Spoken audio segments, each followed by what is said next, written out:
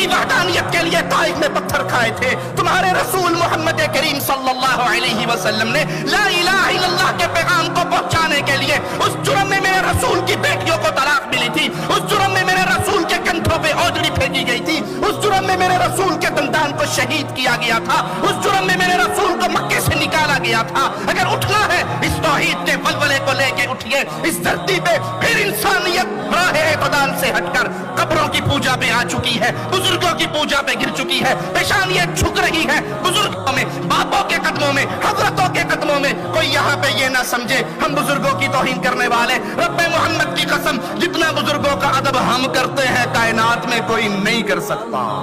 کیوں؟ ہم اہل الحدیث ہیں، ہم منہج اہل الحدیث کے وارث ہیں۔